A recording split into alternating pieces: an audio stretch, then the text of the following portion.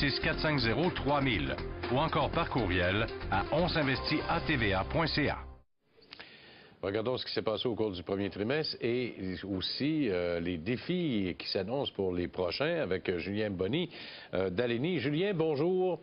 Oui, bonjour François. Bon, alors parle-nous un peu des performances, les tendances du marché, en tout cas, du moins pour le premier trimestre. Bien, moi, ce que j'ai remarqué, c'est qu'il n'y a pas eu beaucoup de mouvements. Ça, c'est le premier point, là. Donc, c'est une tendance horizontale au cours des 3 premiers mois. Et puis, l'autre chose, c'est que la hausse du dollar américain a un impact négatif sur les revenus des multinationales. Donc, vous avez eu beaucoup d'entreprises qui ont baissé leurs prévisions trimestrielles pour le reste de l'année à cause de cela. Puis finalement, donc, ce qu'on remarque aussi, c'est que la Fed est indécise face au taux d'intérêt. Alors, l'année passée, ils disaient que c'était cette année qu'elle augmentait les taux, mais là, plus on leur pose cette question, plus ils nous disent, ben, on le sait pas, on va voir qu'est-ce qui va se venir. Bon. Alors, regardons un peu le court terme selon votre graphique. Dow Jones en négatif, S&P 500 à peu près peu et le S&P TSX 1,8. Alors, regardons un peu le court terme selon vous, là, pour le S&P 500. Ce qu'on remarque, là, c'est que c'est au Canada qu'on a mieux performé, à 1,85 %. Puis les autres marchés ont fait vraiment du surplace. C'est ce qu'on voit sur le graphique. Et puis, donc, c'est ça qu'on remarque en ce moment. Puis quand on regarde les secteurs qui ont le plus performé, donc vous avez le secteur de la santé, qui a été propulsé par les titres en biotechnologie à plus de 7 %. Donc, j'en ai parlé la semaine dernière, là, je vais présenter ce secteur-là. Mais je pense que le beau temps est fini de ce côté-là un peu, là.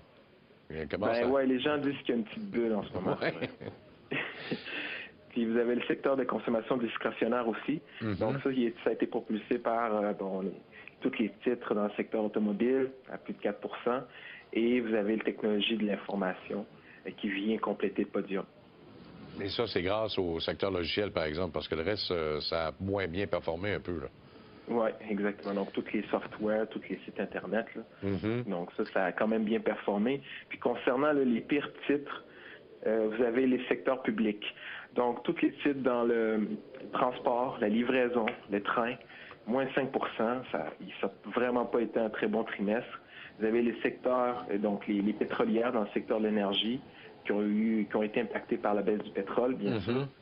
Puis, vous avez là, les banques qui viennent compléter là, le podium là, des pires secteurs pour le premier trimestre. C'est surprenant, moi, pour les banques. Puis je poserai la question, peut-être, si vous me permettez, je vais poser la question à Luc aussi, qui nous écoute, qui nous accompagne. C'est assez surprenant. Les banques ne nous ont pas montré des résultats financiers qui étaient en baisse. Au contraire, ça a grimpé. Est-ce que le marché est trop sévère, autant avec les banques canadiennes qu'américaines? C'est le reflet du passé. On n'a rien vu jusqu'à date de ce qui s'en vient. Il va y avoir des mauvaises nouvelles. Ils ne vont pas affecter les banques de façon dramatique, mais on ne devrait pas s'attendre à ce que cette année, les banques canadiennes surperforment. Aux États-Unis, c'est un peu le contraire. On a vu, ils ont réussi leur stress test, là, mais je pense que l'Alberta va venir peser sur les résultats. Bon, OK. Alors, ceci étant dit, Julien, les risques qui sont à l'horizon, là, on le voit, là, il y a l'Iran qui est dans le détour, ISIS, là, qui est l'État islamique en français. Il y a bien des choses, en tout cas, au niveau géopolitique, là. Oui, je vous ai sorti 4 risques à l'horizon. Donc, premier, c'est conflit géopolitique. Donc, avec la baisse du pétrole, vous avez beaucoup de pays producteurs qui vont devoir couper les dépenses. Puis déjà, ils ont des conflits internes. Donc, il faut vous attendre, là, on le voit un peu dans le Moyen-Orient, puis dans certains pays dans le nord de l'Afrique. Donc, il y a des conflits là-bas. Vous avez aussi la hausse des taux d'intérêt. Donc, est-ce qu'il va en avoir une ou non? Ça, c'est un autre des risques. Puis, j'aimerais vous montrer le graphique qui suit pour qu'on montre la dernière hausse des taux d'intérêt qui a eu lieu en juin 2006. Donc, juste pour vous décrire un peu là, ce graphique, on voit qu'avec la crise de 2000, il y a eu une baisse des taux, donc de 6 % à 1 % jusqu'en 2003. Puis, de 2003 à 2007, il y a eu une hausse trop rapide. Donc, les taux étaient passés d'1 % à 5 %. Et puis, donc, là, après, il y a eu la crise. Et depuis ce temps-là, il faut compter que ça fait environ 9 ans qu'il n'y a pas eu de hausse des taux d'intérêt. Alors, c'est là la situation là, qui est critique. Puis, je pense que la Fed là, se demande qu'est-ce qui va arriver. À mon avis, on va dans un terrain inconnu, en fait, là, avec est-ce que la hausse d'intérêt va se faire, puis à quel rythme. Puis, si la Fed le fait, elle ne pourra pas revenir en arrière aussi facilement non plus parce qu'il y a énormément de montants qui ont été injectés dans l'économie. Oui, donc, effectivement. ça, c'est dans les risques. Effectivement, je m'excuse, Julien, parce que la Fed n'a pas l'habitude de revenir en arrière. Je pense que j'ai vu ça une fois dans ma carrière en économie. C'est la Banque du Canada qui est obligée de revenir en arrière parce qu'elle s'est dit, oups, je pense que je me suis trompé, là. On n'a pas eu une bonne lecture de ce qui est en train de se passer au niveau économique. C'est dans le milieu des années 2000 à peu près, on avait augmenté les taux d'intérêt, puis on avait été obligé de revirer de bord. Sauf que les Américains nous ont habitués avec une Fed qui, une fois partie, ça n'arrête plus. Alors, c'est presque un quart de point à chacune des réunions. Mais là, cette fois-ci, c'est pas tout à fait ce qui risque de se passer, là. Oui, c'est ça. Puis l'autre chose, je sais pas si vous vous souvenez, l'année dernière, la Fed disait que d'ici cet été, de cette année, les taux allaient augmenter. Puis là, quand on regarde là, les derniers discours, c'est qu'ils se sont retractés. Là. Ce qu'ils vont là, à chaque meeting, ils décident puis évaluent pour voir si on va augmenter les taux d'intérêt. Puis dernièrement, si on regarde les données statistiques, puis là, je lisais même un article ce matin avec les dernières données qui n'étaient pas comme attendues. Donc vraiment, moi, je pourrais mettre ma main dans le feu. Là. Je pense pas qu'il va y avoir de hausse de taux d'intérêt cette année. Je vous le dis, là. Ah oui? Je pense que le discours va finalement changer. Puis ça fait 9 ans qu'on est là-dedans, qu'il n'y a pas eu de hausse. Et ça va être très, très difficile de le faire sans faire une perturbation sur les marchés. Je serais prêt à mettre un vieux dollar, moi, pour une hausse de taux, moi, par exemple. Ah ouais, on en reparlera d'ici la fin de l'année. Parlons de la zone euro maintenant. Le gros problème, c'est certainement pas l'Allemagne. Ils ont le vent dans les voiles grâce à l'euro qui a baissé. C'est plutôt la Grèce. Là. On en a parlé tantôt, Luc et moi, là, puis disons que ça ne regarde pas bien.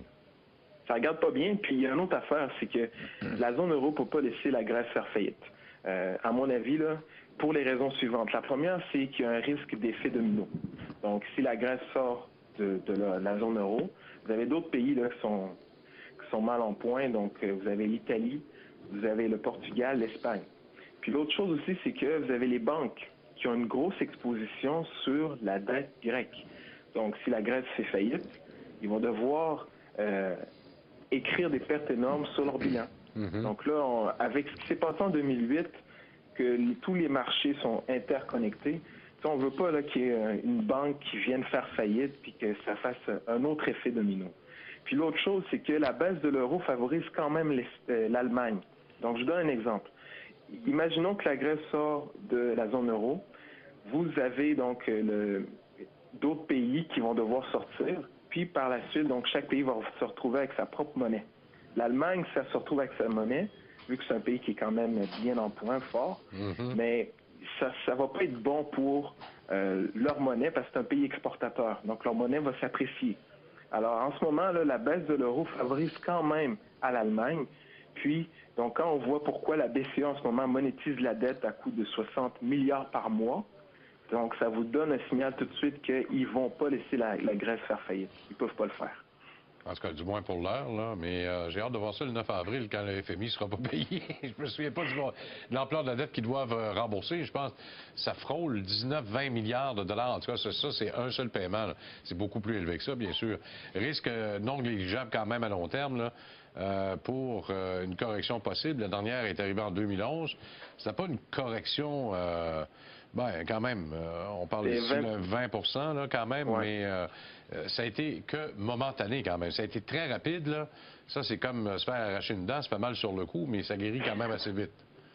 Oui, puis c'est un risque non négligeable. Pourquoi? Parce que depuis cette correction-là d'environ 25 le marché a doublé carrément. Donc, vous voyez, il est parti de 1000 sur la S&P 500 à plus de 2000 aujourd'hui.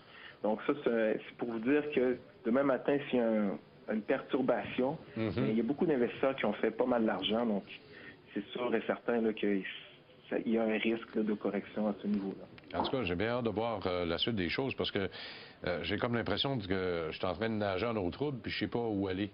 J'ai pas d'horizon, puis il y a encore quand même quelques périodes de noirceur, en tout cas sur le marché, dans le sens où c'est difficile de savoir où aller gratter puis quoi faire exactement avec notre argent. Oui, l'important, c'est vraiment de savoir les risques qu'il y a actuellement. Donc, tu sais, oui, tout est sous contrôle. On l'imagine avec la Fed et tout ça. Mais c'est bien important d'avoir en tête là, ces risques qui sont non négligeables. Il y a des risques inhérents, effectivement. Julien Boni, merci beaucoup. On va retrouver la semaine prochaine. Au revoir. Merci, au revoir.